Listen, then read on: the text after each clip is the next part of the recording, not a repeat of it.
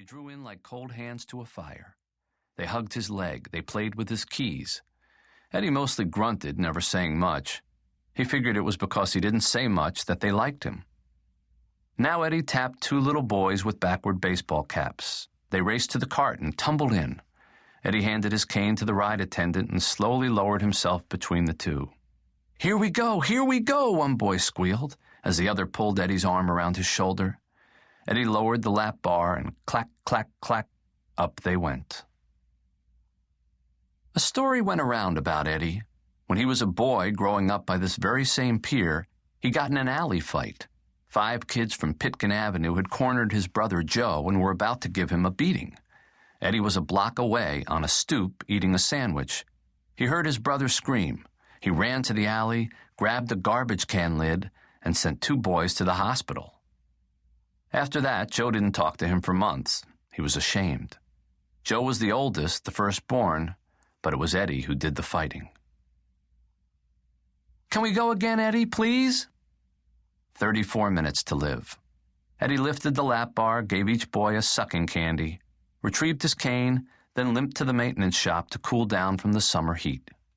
Had he known his death was imminent, he might have gone somewhere else. Instead, he did what we all do. He went about his dull routine as if all the days in the world were still to come. One of the shop workers, a lanky, bony-cheeked young man named Dominguez, was by the solvent sink, wiping grease off a wheel. "Yo, Eddie," he said. "Dom," Eddie said. The shop smelled like sawdust. It was dark and cramped, with a low ceiling and pegboard walls that held drills and saws and hammers. Skeleton parts of fun park rides were everywhere. Compressors, engines, belts, light bulbs, the top of a pirate's head. Stacked against one wall were coffee cans of nails and screws. Stacked against another wall were endless tubs of grease. Greasing a track, Eddie would say, required no more brains than washing a dish.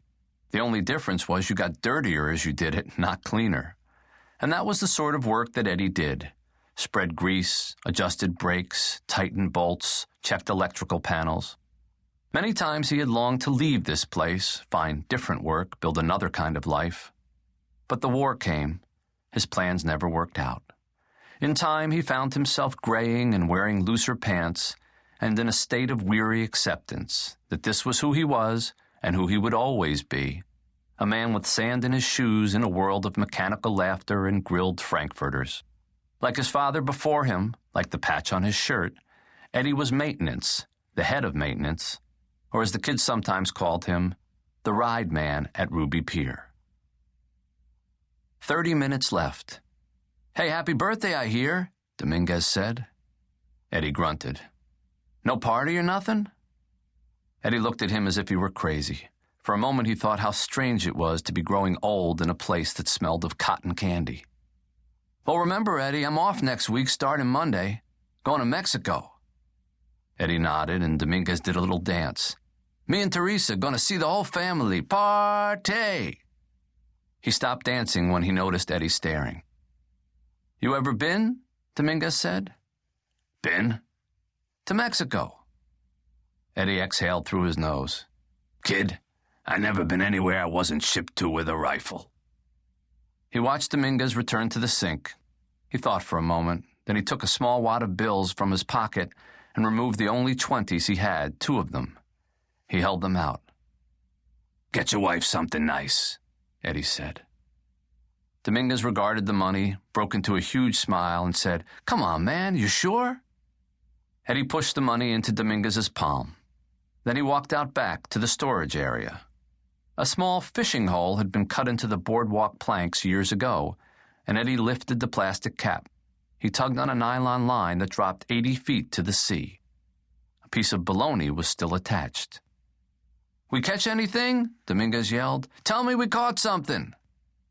Eddie wondered how the guy could be so optimistic. There was never anything on that line. "One day," Dominguez yelled, "we're going to get a halibut." "Yep," Eddie mumbled, although he knew you could never pull a fish that big through a hole that small. 26 minutes to live. Eddie crossed the boardwalk to the south end. Business was slow. The girl behind the taffy counter was leaning on her elbows, popping her gum. Once Ruby